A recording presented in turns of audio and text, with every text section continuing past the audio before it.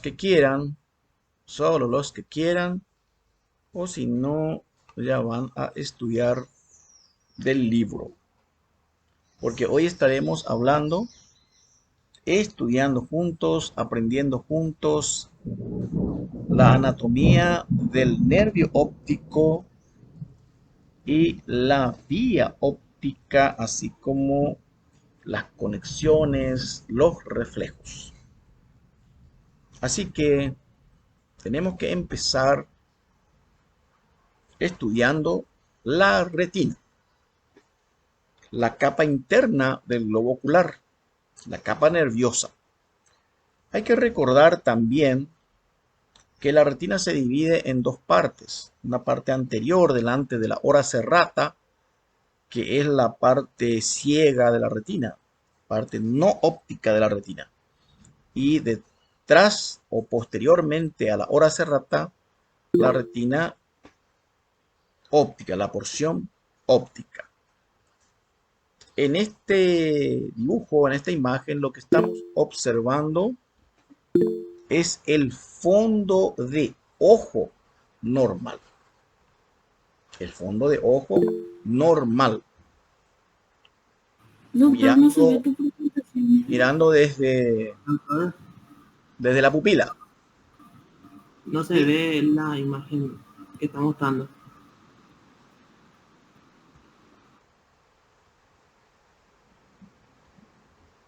Ahí no se ve.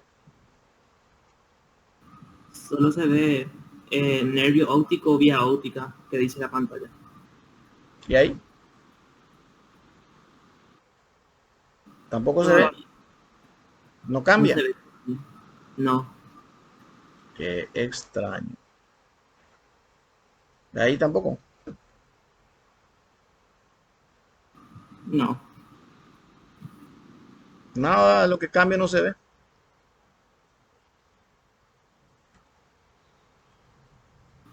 Yo al menos no veo. No sé si los otros pueden ver. A mí me aparece tu perfil nomás luego. Ah, qué raro. Bueno, entonces lo que voy a hacer es dejar de presentar y volver a empezar. Ahí me tienen que ver en teoría a mí. Ahora voy a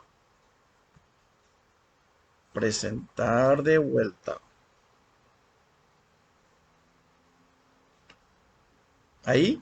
Ahí ya se ve, doctor.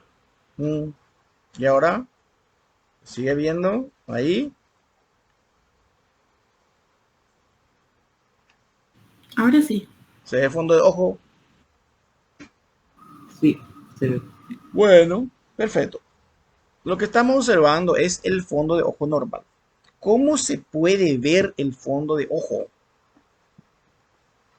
¿Cómo les parece que vamos a obtener esa imagen que ustedes están viendo en la pantalla? A través de la pupila. Sí, a través de la pupila, obviamente, pero a través de una pupila dilatada. Te permite ver esa visión. Hay varios instrumentos, como vamos a ver hoy, para mirar el fondo de ojo. Lo más simple es llamado oftalmoscopio, pero hoy día hay demasiada tecnología, demasiado aparato para ver el fondo de ojo, con lupa, pero siempre, obviamente, a través de la pupila. Para eso, la pupila tiene que estar dilatada y también el lente o cristalino tiene que estar transparente. Cuando el paciente tiene una catarata, por ejemplo, ya no es posible porque el lente opaco no permite. Entonces, acá vemos que se divide en una porción nasal, una porción temporal. También observamos la papila, la papila o disco, la papila del nervio óptico, donde observamos también los vasos centrales de la retina y sus ramas. También se ve la mácula y la fóvea central dentro de la mácula.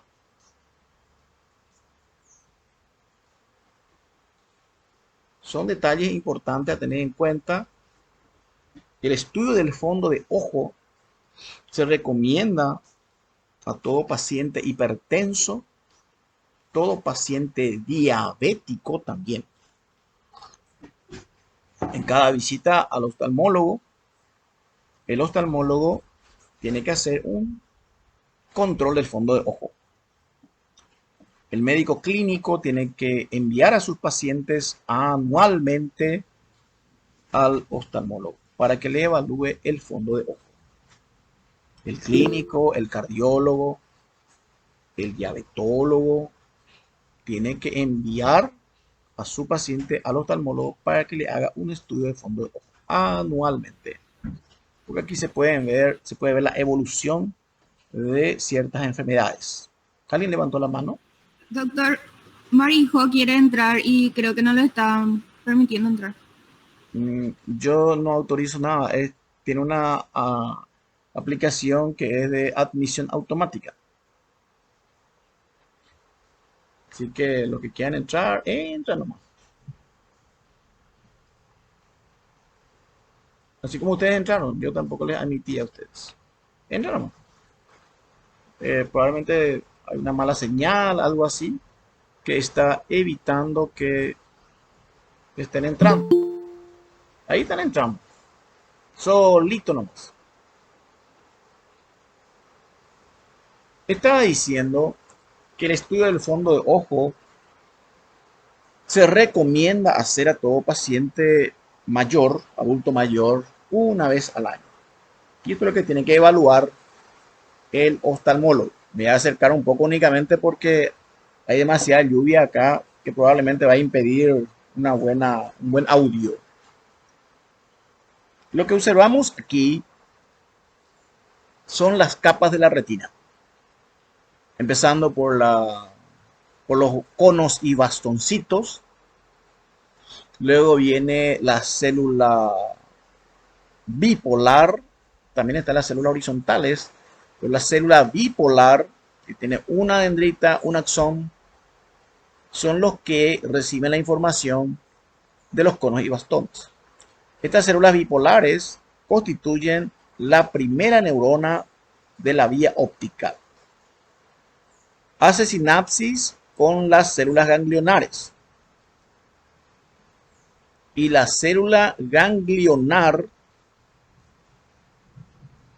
recibe la información entonces de las células bipolares y los axones de las células ganglionares forman el nervio óptico. Las células ganglionares constituyen la segunda neurona de la vía óptica. El origen real del nervio óptico, entonces, son las células ganglionares de la retina. Son 3 nervios craneales de los 12 que tienen su origen su origen real fuera del tronco encefálico.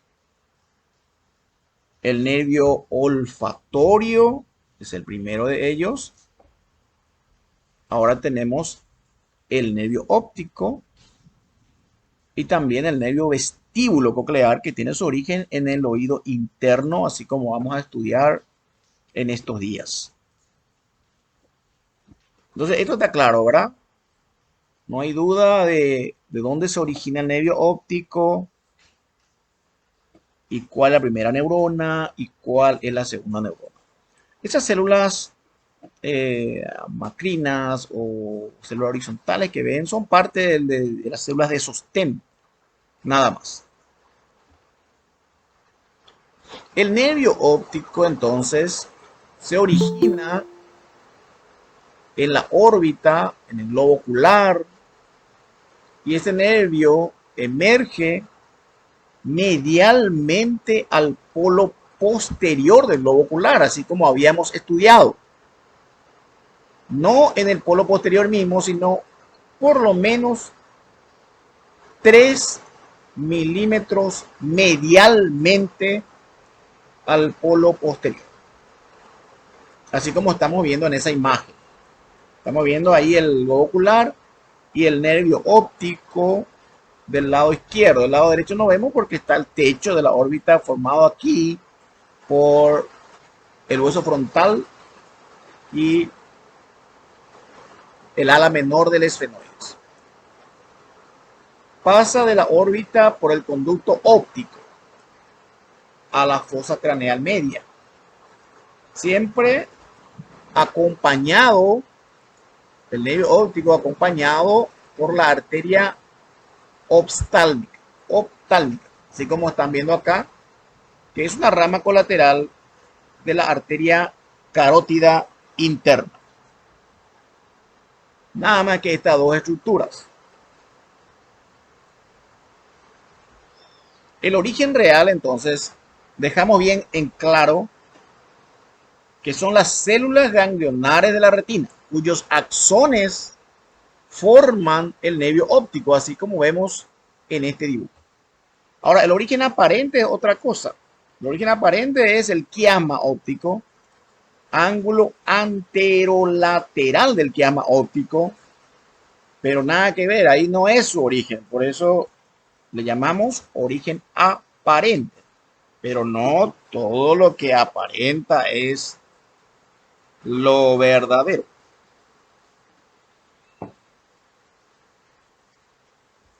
El nervio óptico estudiamos tres porciones. La primera porción desde el globo ocular hasta el conducto óptico.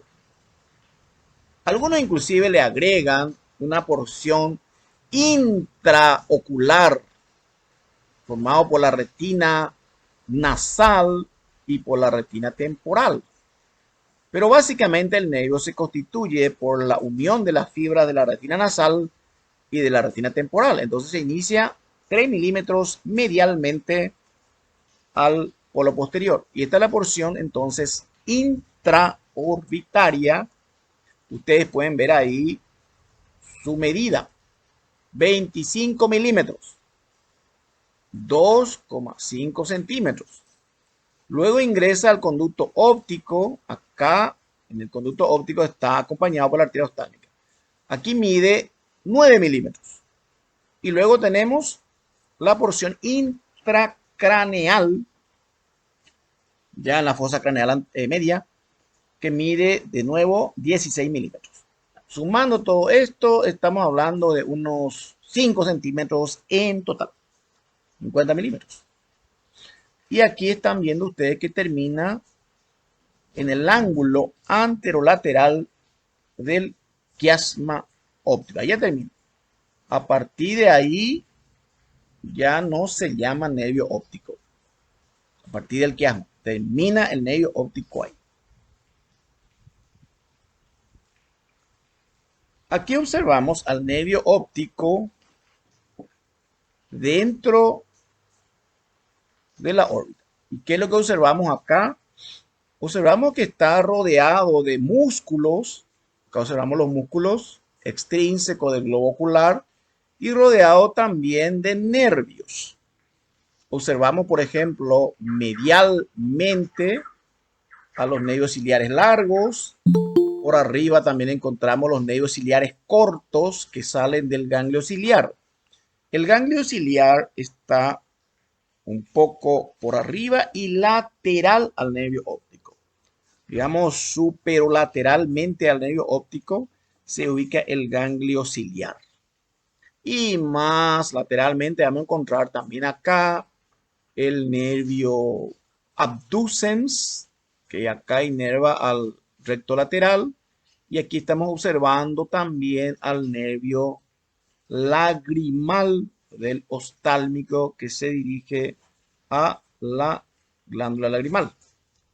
Esa es la porción orbitaria o intraorbitaria. Está suele decirse, está localizado en un cono muscular. Cono muscular, acá observamos, por ejemplo, al recto medial y al el oblicuo superior. También observamos acá cortado el recto lateral, acá arriba el recto superior, el recto inferior, Y arriba del recto superior otra vez encontramos acá el músculo elevador del párpado. Entonces, este nervio óptico está contenido en un cono muscular que le acompaña prácticamente hasta que ingresa al conducto óptico.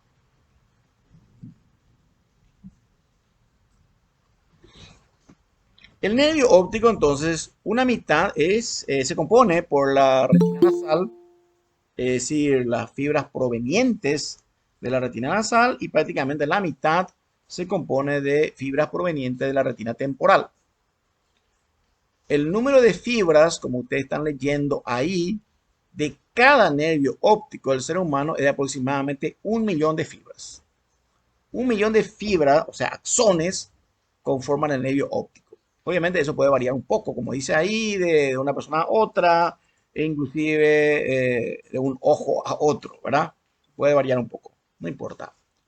También tenemos que saber que el nervio óptico está acompañado también acá de la arteria central de la retina. Esta es la arteria central de la retina, es decir, los vasos centrales de la retina. Esta arteria central de la retina es rama de la arteria oftálmica también, y que le acompaña al nervio óptico prácticamente hasta la mitad de su trayecto intraorbitario. Se encuentra entre las dos mitades del nervio óptico, es decir, entre la retina nasal y las fibras provenientes de la retina temporal. Vasos centrales de la retina.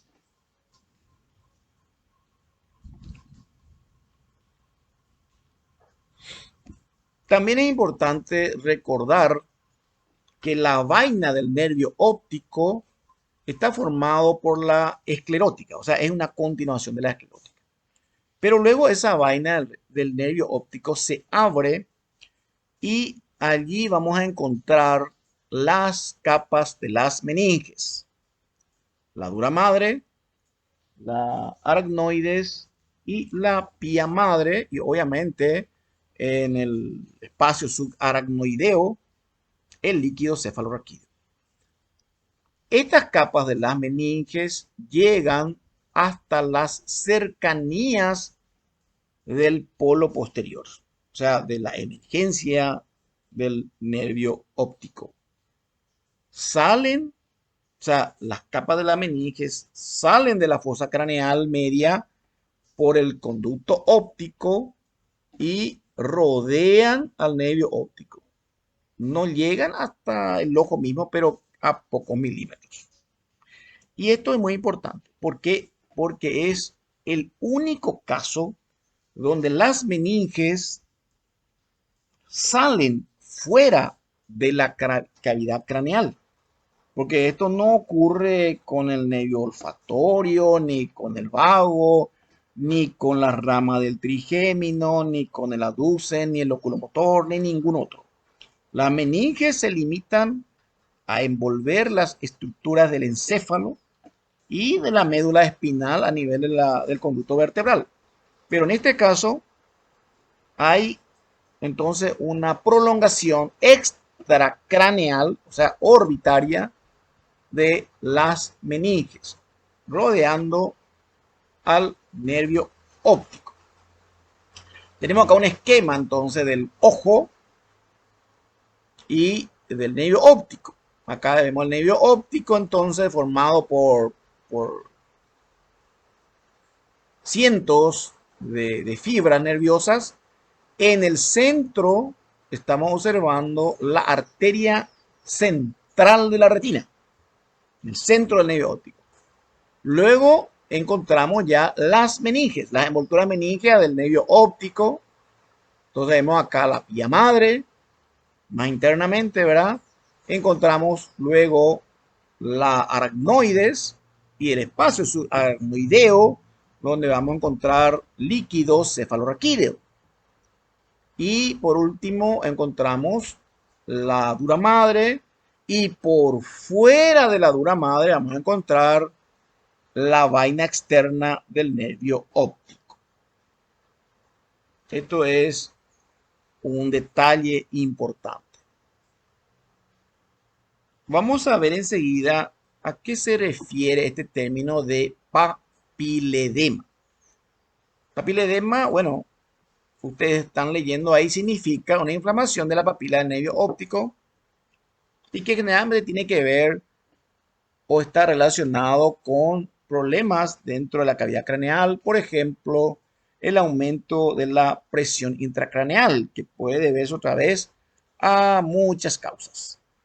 Lo que sí que hay aumento en el líquido cefalorraquídeo, generalmente es por obstrucción, problema en el drenaje, y eso se puede manifestar en la papila óptica, ya que el nervio óptico está rodeado entonces del espacio subaracnoide.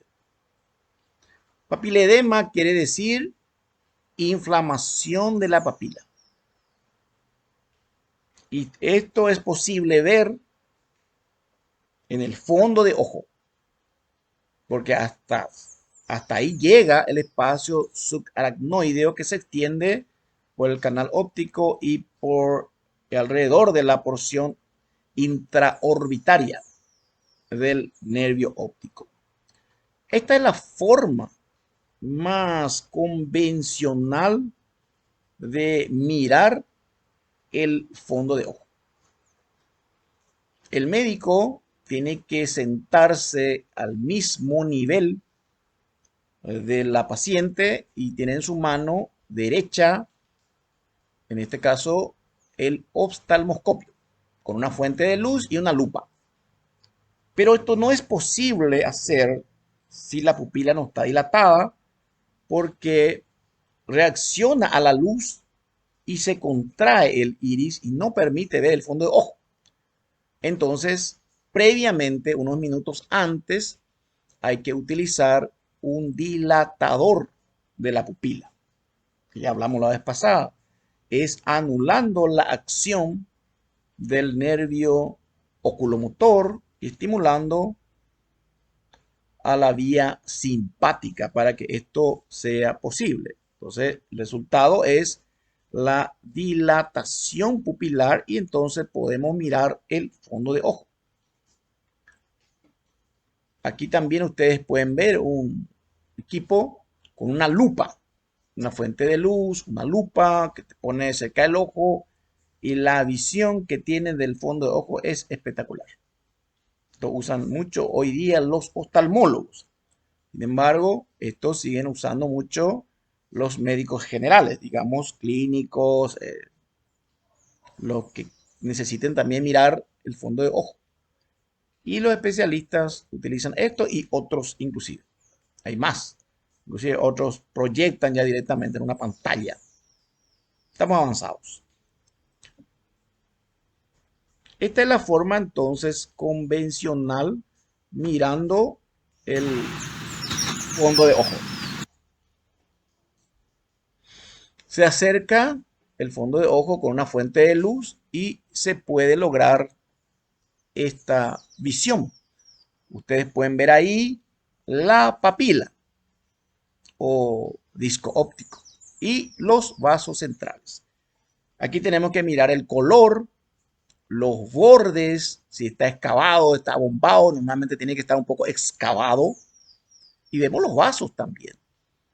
Y es importante distinguir entre arteria y venas. Las venas son más oscuras y no reflejan la luz. Y es importante ver que no tengan un trayecto tortuoso ni dilatado. Se divide en cuadrantes a partir de la papila. La papila es lo que divide en cuadrantes, entonces tenemos cuadrantes superiores y cuadrantes inferiores, cuadrantes laterales y cuadrantes mediales. Tenemos que mirar también la mácula y la fóvea central. Esta es la forma entonces. Y el oftalmólogo evalúa de esa forma. para que ustedes se hagan una idea. Entonces, ahí estamos viendo la ubicación de la papila. Ahí se puede ver la papila. Es un punto ciego porque ahí ingresan los vasos centrales de la retina y ahí emerge el nervio óptico. Por eso es papila óptica. Y la mácula, sin embargo, es el centro de máxima visión, la fóvea central. Es el punto de máxima visión. Las papilas están entonces un poco medialmente, no está ahí en el centro, digamos, del ojo. Siempre por eso decimos que está un poco medialmente al polo posterior. Y ahí van a empezar los nervios ópticos de cada lado. Esa es entonces, un fondo de ojo normal, lo que estamos observando. Acá vemos la papila del ojo derecho con los vasos centrales de la retina. Y esta es la papila del ojo izquierdo con los vasos centrales de la retina. Entonces dividimos acá en una retina nasal. Esto se puede ampliar un poquito la visión moviendo la cabeza de un lado a otro.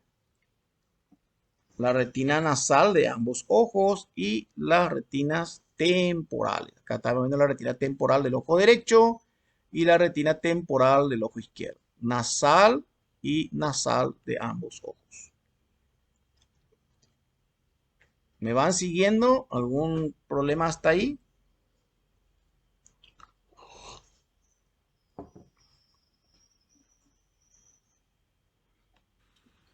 ¿Todo bien, doctor? Bueno. Entonces, no se olviden que se tiene que dividir por cuadrantes. Superiores, inferiores. Entonces, estos son cuadrantes laterales y estos son cuadrantes mediales, que corresponden acá a la retina nasal y esto corresponde a la retina temporal.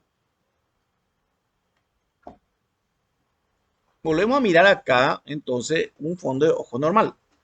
Vemos la mácula lútea, vemos la papila y la arteria central de la retina y la vena central de la retina. Entonces, acá dividimos, acá tenemos que dividir en cuadrantes. Y nos va a quedar un sector del disco óptico que le llamamos sector nasal. Y esta parte ya es el sector temporal. Nasal, temporal. La arteria vuelve a dividirse en ramas. Por ejemplo, esta es la arteria temporal superior porque se dirige a la retina temporal. Y aquí la retina temporal inferior se dirige a la retina temporal inferior. Y asimismo, nasal, la arteria nasal superior y la arteriola nasal inferior.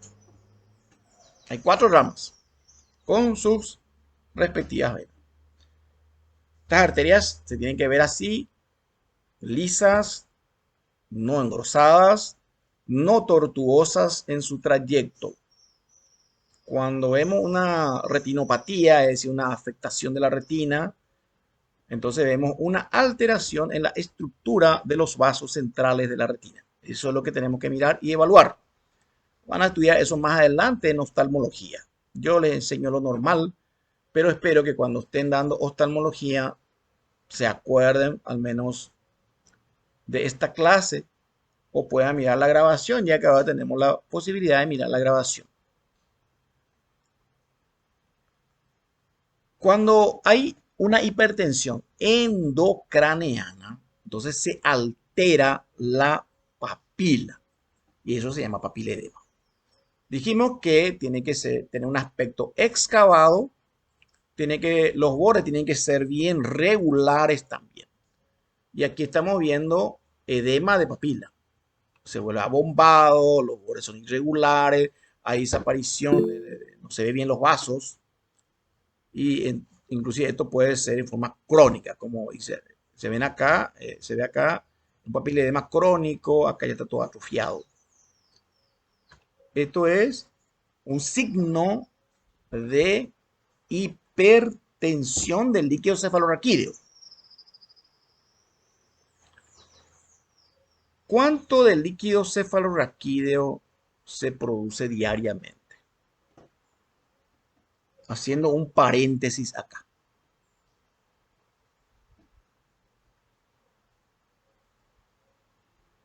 ¿Quién me va a responder? ¿Parents?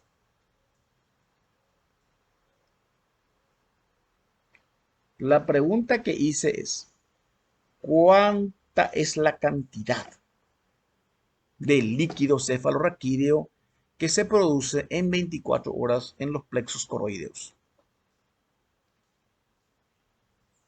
¿Quién lo sabe? Abro la pregunta para todos. 450 ml, doctor. Muy bien, María Georgina. En promedio, puede ser 500, pero bueno, por medio estamos hablando de 450. Pero, ¿cuántas veces se recambia ese líquido cefalorraquídeo en 24 horas? 3 veces. Ujú. Entonces, la cantidad aproximada que tenemos ahora mismo es aproximadamente 150 ml. Si esa cantidad aumenta, entonces produce hipertensión endocraneana, que va a producir dolor de cabeza, vómitos, debilidad y todo eso, y signos en el fondo de ojo que se conoce como papiledema.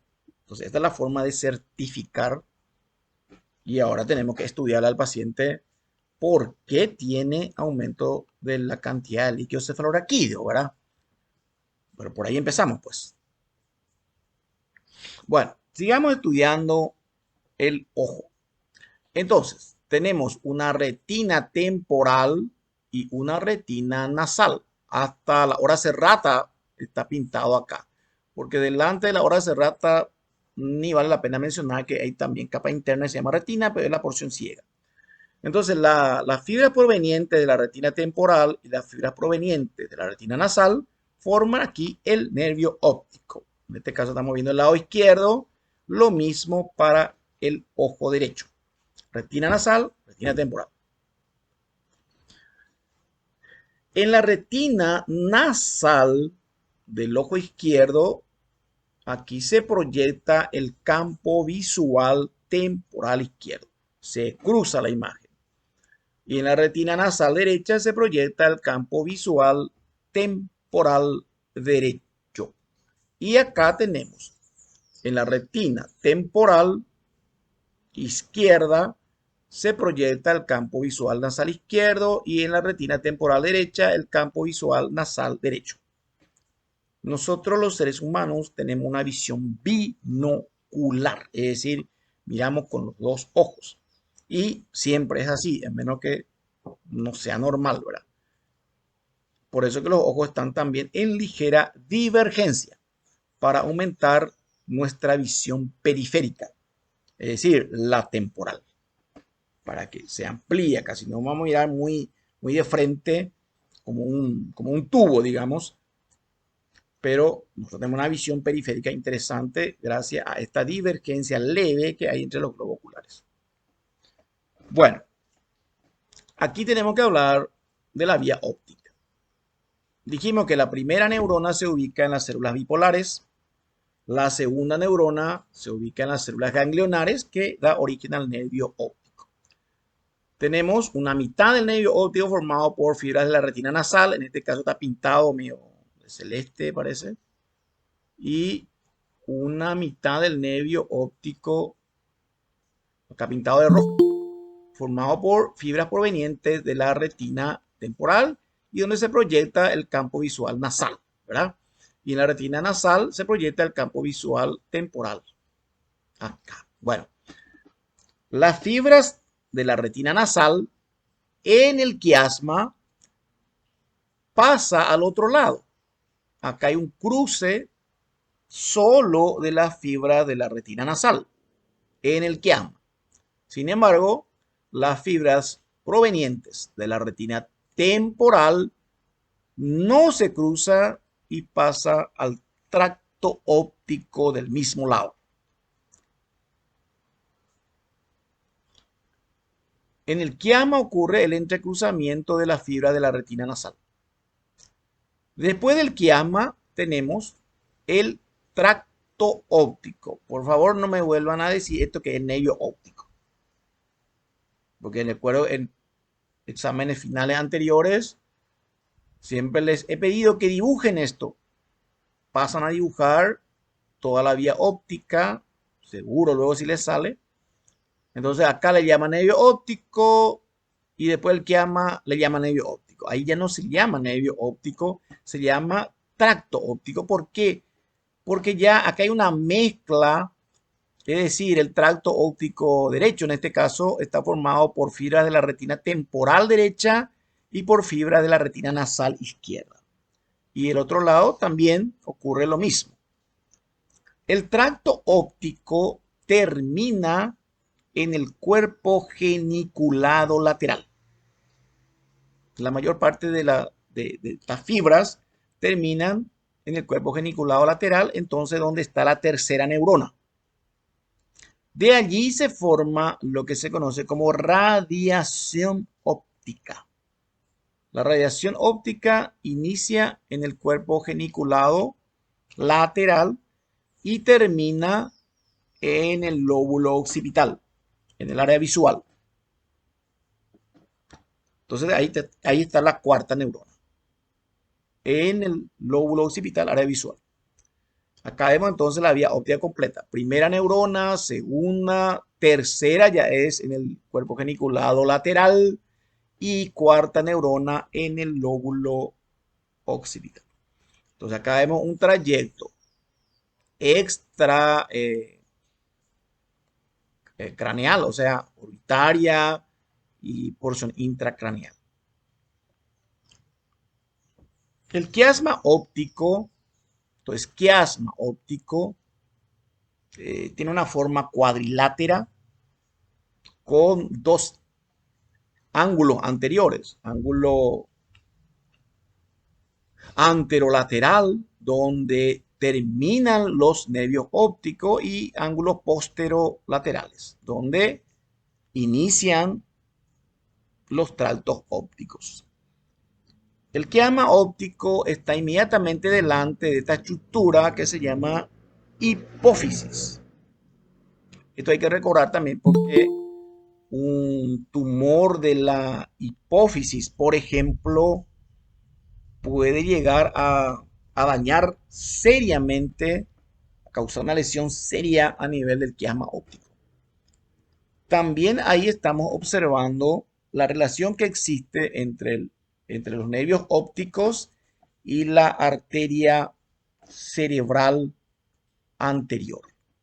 Lo que aquí observamos es el famoso polígono arterial cerebral de Willis.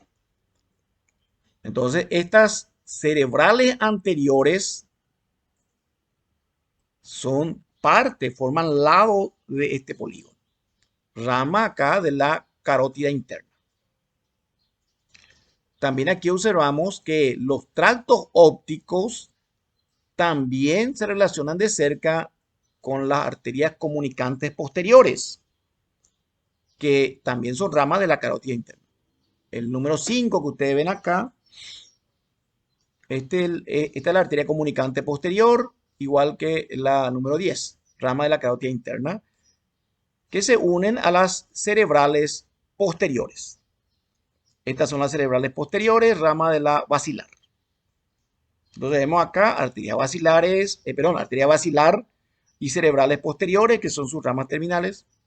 Carótida interna, que aquí da la cerebral anterior, la comunicante posterior, por aquí va a dar la cerebral media y la coroidea anterior, que ya no forman parte de los lados del polígono de Willis, pero son ramas de la carótida interna. Igualmente aquí estamos viendo una rama que es la arteria oftálmica, rama de la carótida interna, que acompaña aquí al nervio óptico. Interesante, esto hay que aprender a dibujar, porque es tema de examen final, dibujar exactamente así y explicar. El que logra hacer eso se luce. Ya prácticamente está con un pie en el segundo curso. Bueno, creo que hasta ahí vamos bien. Miremos otra vez entonces la vía óptica. Acá vemos el nervio óptico, vemos la fibra nasal derecha y la fibra nasal izquierda, cómo se cruzan en el quiasma, y la fibra de la retina temporal, cómo pasan el mismo lado. Tracto óptico, y ahí vemos cuerpo geniculado lateral, donde encontramos la tercera neurona de la vía óptica. Luego vemos la radiación óptica de cada lado y la cuarta neurona de la vía óptica en el lóbulo occipital, la corteza cerebral, lóbulo occipital, área 17 de Brodmann, que es la corteza o el área visual primaria. Nosotros tenemos, como les dije, una visión binocular. Entonces tenemos acá ojo derecho, ojo izquierdo. Los campos visuales nasales se proyectan en la retina temporal de cada ojo y los campos visuales temporales se proyectan a las retinas nasales. Fíjense acá, quiasma, tracto óptico, cuerpo geniculado lateral, radiación óptica y corteza visual. También acá es importante mencionar que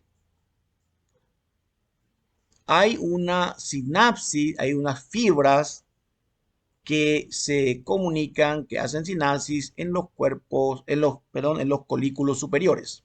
Aparte de los cuerpos geniculares laterales, por el brazo conjuntival del colículo superior, llegan hasta los colículos superiores de cada lado. Colículo superior, colículo superior. Esto es para los reflejos visuales. Los colículos entonces superiores tienen que ver con los reflejos visuales ubicados acá en el mesencéfalo, porque abajo tenemos también, un poco más abajo, los colículos inferiores que se relacionan más bien con los reflejos auditivos.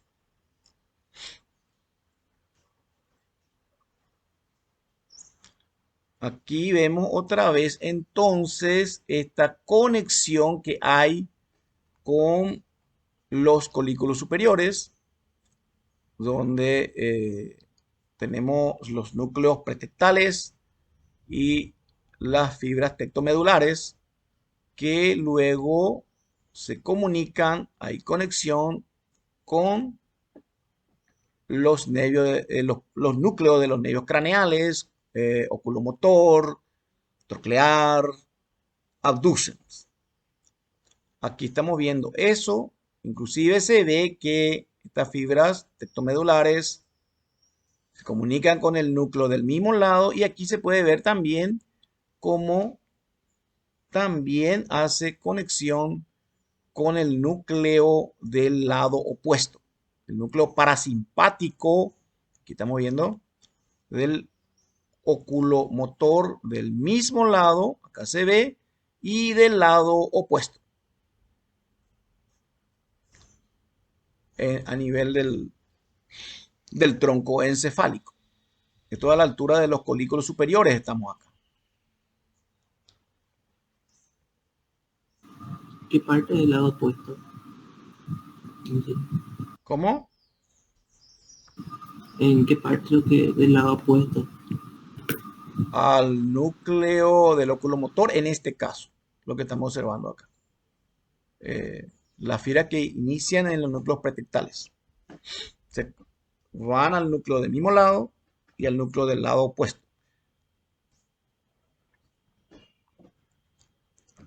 Bueno, aquí tenemos que entender qué sucede con la visión cuando hay daños en la vía óptica. Nosotros ya vimos la vez pasada, por ejemplo, una causa de ceguera es la catarata total, porque simplemente la luz no llega hasta la retina. Fuera de eso, acá podemos tener, por ejemplo, en esta lesión A, una sección total del nervio óptico. Entonces, ¿qué es lo que pasa acá? Se pierde totalmente la visión en el ojo derecho, en este dibujo, o sea, en el ojo afectado. Ceguera total. No, en ningún campo visual, ni nasal ni temporal, se va a ver nada. En el B, acá está el B, hay una lesión a nivel del quiasma óptico. Cuando hay una lesión del quiasma óptico, lo que se daña solamente son las fibras de la retina nasal, que son las que se cruzan a ese nivel. Por lo tanto, se afecta la retina nasal de ambos ojos, pero recuerden que ahí se proyectan los campos visuales temporales. Entonces solamente el sujeto va a tener visión en los campos nasales, pero no va a tener visión en los campos temporales. La pérdida parcial de un campo visual se conoce como hemianopsia. Hemianopsia. En este caso va a ser en los dos campos visuales temporales. Entonces se dice hemianopsia bitemporal. También es posible acá una lesión, se marca como C, donde solamente se daña parte del quiasma y solamente se daña la fibra de la retina temporal y no la fibra de la retina nasal. Entonces va a tener dificultad o una hemianopsia nasal del campo visual nasal del ojo afectado. Tenemos también una lesión aquí a nivel del tracto óptico. Y aquí se daña la retina, perdón, la fibra de la retina temporal derecha y nasal izquierda. Entonces hay una combinación ahí de hemianopsia nasal derecha y temporal izquierda.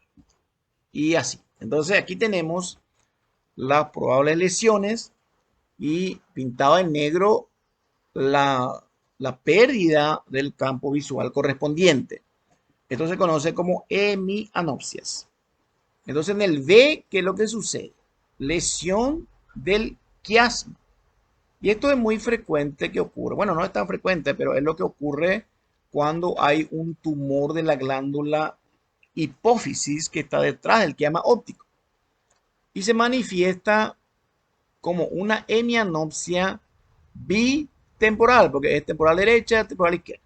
Entonces el sujeto solamente ve los dos campos nasales. No puede ver los campos temporales. Hemianopsias, entonces pérdida parcial de los campos visuales. Depende de dónde se produce la lesión para interpretar qué pérdida de la visión va a tener. O al revés, dependiendo de cuál es su campo visual afectado, nosotros podemos deducir dónde se localiza la lesión, que para eso sirve este conocimiento de la anatomía. Paciente que ustedes le examinan y se dan cuenta de que perdió parte del campo visual, ustedes tienen que acordarse de este dibujo o dibujar y decirle, bueno, yo creo que la lesión está en tal parte. Para eso sirve y para eso hay que recordar la anatomía más adelante. No es solamente para pasar un examen, es para tener esto presente en la práctica médica, porque para esto no hace falta ser oftalmólogo, ni neurólogo, ni neurocirujano. Entonces el médico general tiene que acordarse, el clínico, el pediatra, el geriatra, el médico de familia, etc. Sigamos. Bueno, acá estamos viendo lo mismo nomás. Exactamente igual. A es lesión del nervio óptico, ceguera del ojo derecho. B es lesión del quiasma, fibras nasales dañadas, hemianopsia bitemporal. C es una hemianopsia nasal nada más del ojo afectado, ojo derecho en este caso. Y así seguimos. Y acá está el D, lesión del tracto óptico, ¿verdad? También puede haber lesión de la radiación óptica, obviamente, y ahí solamente lo que hay es algunos cuadrantes nada más del campo visual, eso es lo que se afecta. Bueno, veamos en qué consiste ahora este reflejo llamado fotomotor. Foto viene de luz, motor, estamos hablando de músculos del globo ocular. Para eso, ¿qué se necesita? Acá no se necesita mucho equipamiento, solamente una linterna, una fuente de luz. Hoy día la gente usa su celular, que a mí no me gusta, no es correcto. Se tiene que tener una linternita. Entonces, aprendamos a tener una linternita en nuestro bolsillo cuando estemos actuando de médico en la urgencia o en el consultorio, estamos viendo pacientes internados. Hay que tener ese equipamiento. Es muy feo usar celular para eso. Entonces, fíjense lo que sucede acá. Con el estímulo luminoso, ustedes ven ahí cuando hay oscuridad, poca luz, se ve midriasis. Y con la luz, fíjense cómo se contrae el iris. O sea, disminuye el tamaño, eso se llama miosis. Miremos de nuevo. Poca luz, la pupila, fíjense cómo se dilata. Midriasis. Estímulo luminoso, el iris se contrae, pupila contraída, miosis. Esto es la miosis por acción del oculomotor y la midriasis por acción de la vía simpática, que ya hemos estudiado dónde se originan cada vía. Una vez más.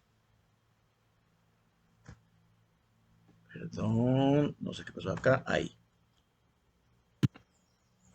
Una vez más, este es el efecto que vamos a ver con la linternita. Oscuridad, midriasis, estímulo luminoso, miosis.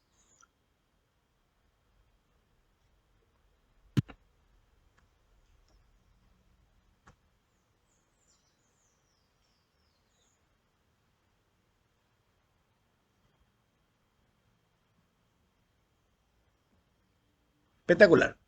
Bueno, entonces, ¿qué es lo que sucede acá? Con el estímulo luminoso que ustedes ven acá, una linternita, se alumbra el ojo con la luz. Esa información es recibida por la vía óptica, es decir, las células fotorreceptoras, conos y bastones, células bipolares, células ganglionares de la retina.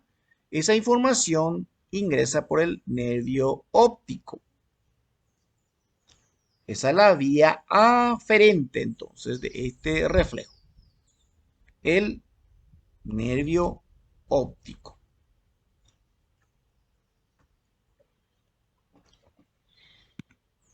Entonces después, ¿dónde llega? A la tercera neurona, el cuerpo geniculado lateral, luego al colículo superior y de ahí al núcleo del oculomotor y de ahí por el oculomotor hace sinapsis en el ganglio ciliar y de ahí salen los nervios ciliares cortos que inervan el iris y produce la iridoconstricción. Veamos otra vez.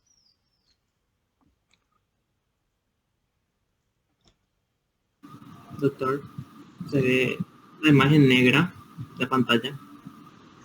Así no me lo veo. Mira, no, ¿verdad? Ahí no ves.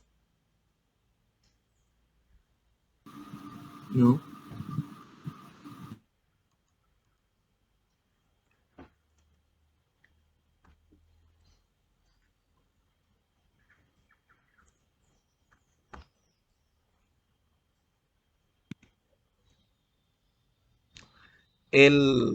La información llega hasta el colículo superior, de ahí al núcleo oculomotor, el núcleo de Edinger-Westphal, que es el visceral, el parasimpático. De ahí hace sinapsis de ganglio ciliar, nervio ciliar es corto y llega al iris. Resultado, iridoconstricción. Después la grabación se va a ver bien. Pero también es importante entender que esta información es cruzada.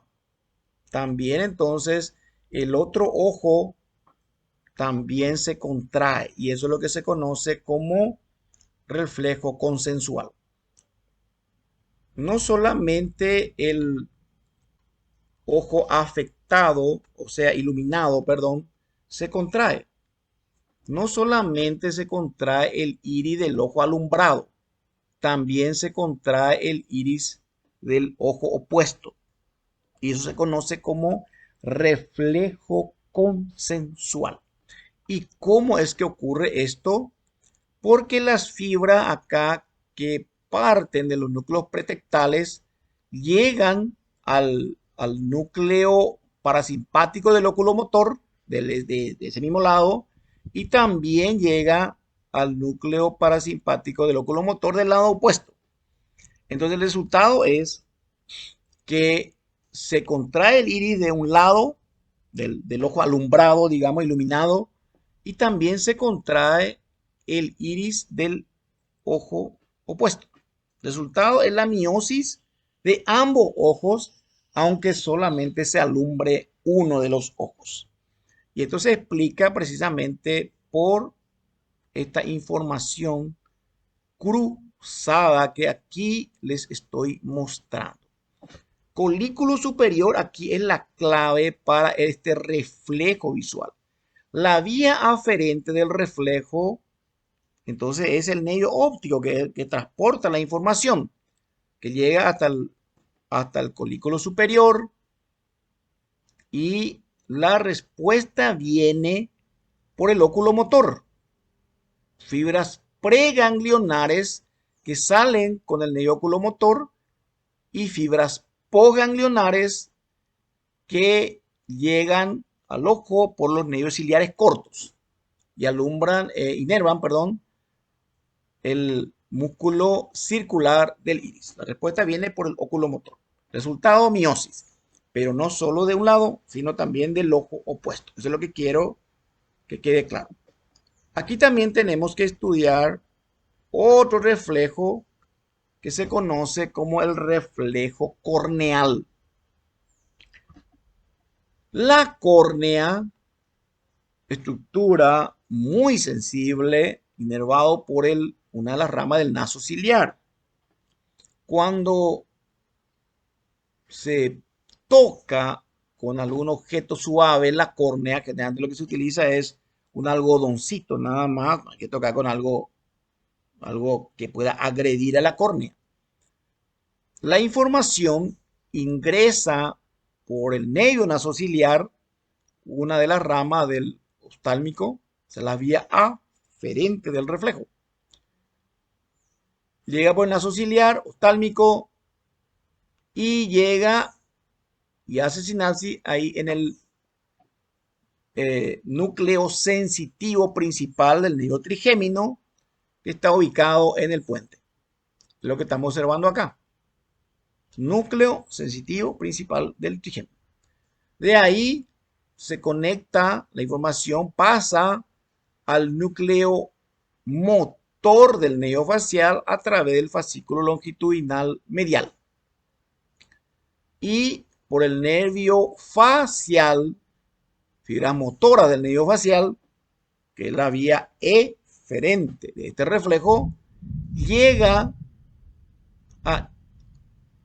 a inervar y a contraer el músculo orbicular del ojo, y la respuesta es un cierre enérgico del orbicular del ojo, que cierra y protege el globo ocular. Este es el reflejo corneal, uno de los reflejos que es difícil de evitar, ¿verdad? Tampoco el reflejo fotomotor se puede evitar, porque el reflejo, como dice, no participa la corteza. En el reflejo corneal, tampoco. Entonces, todo es vía aferente. El centro está en los núcleos del puente, en este caso, En el fotomotor, el centro del reflejo está en el mesencéfalo. En el perdón, en el reflejo corneal está en el puente, porque tanto el núcleo sensitivo principal del trigémino y el núcleo motor del facial están cerca, están en el puente. Entonces, el centro es puente, protuberancia. Existe otro reflejo más, que se denomina reflejo cilioespinal. Muy particular este reflejo, porque el resultado es la dilatación de la pupila, es decir, una midriasis, como resultado de la estimulación dolorosa de la piel del cuello. O sea, uno puede estimular el cuello, piel, pinchando o haciendo, clavando con algo, lo que duela. Estimular el dolor es acá, no es la luz. Entonces la información también puede ingresar por los nervios que son sensitivos en este caso. Y la respuesta aquí es también la dilatación de la pupila. Reflejo cilioespinal. Entonces acá también usted una midriasis importante en este ojo. Esa es la respuesta. Bueno, ¿algún comentario o aporte que quieran hacer al respecto?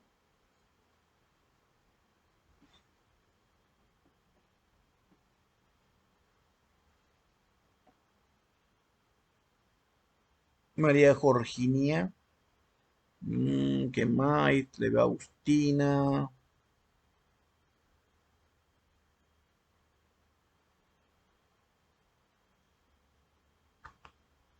Muchos están. Doctor, ¿puedes volver a la imagen en donde se ven las conexiones ópticas? A ver, a ver, a ver. Este. Sí, ese. ¿Cómo se llama la línea roja que va ahí al cuerpo geniculado lateral mm, y dobla hacia medial? Esto. Sí, ese.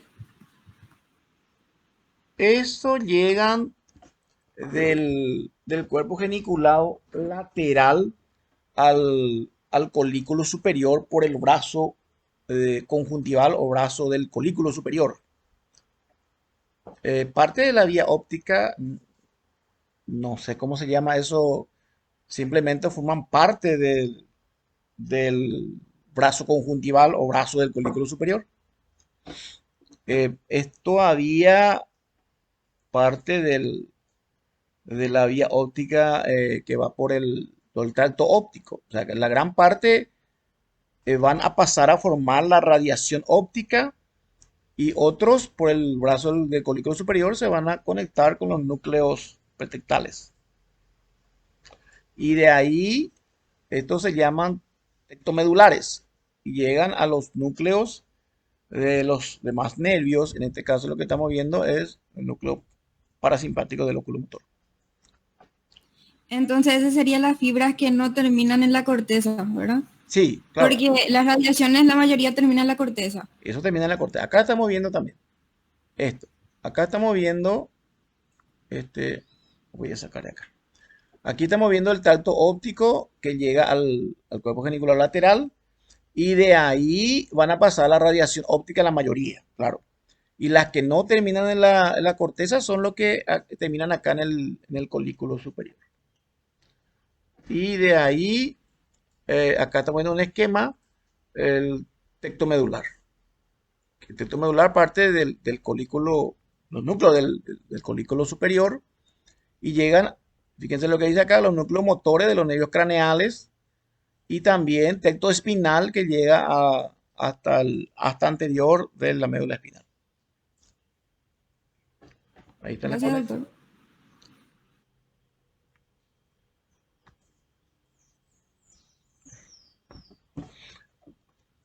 Bueno, ¿algo más? Un comentario más, por favor.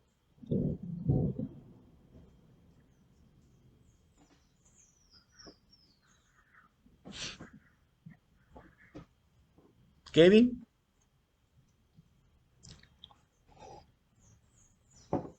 No le dio a Milagro por ahí. ¿Está Milagros? Doctor, ¿podría volver a explicar este reflejo cilio-espinal? Porque la verdad que no entendí bien. Explicó muy rápido esta parte. El cilio espinal ocurre por una estimulación simpática a nivel del cuello, por estímulo, en realidad estímulo doloroso, ¿verdad? Que hay que pinchar, no es solamente el tacto. Y la vía simpática es estimulada ahí. Te pone en situación de alerta, digamos. Siempre un estímulo doloroso te va a poner en situación de alerta y eso es lo que hace que te dilate la pupila. Nada más que eso. Porque por la contracción del músculo radiado del iris. Gracias.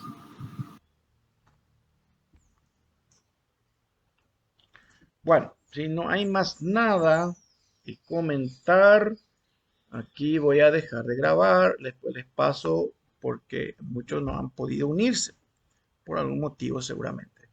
Y mañana, si el tiempo lo permite,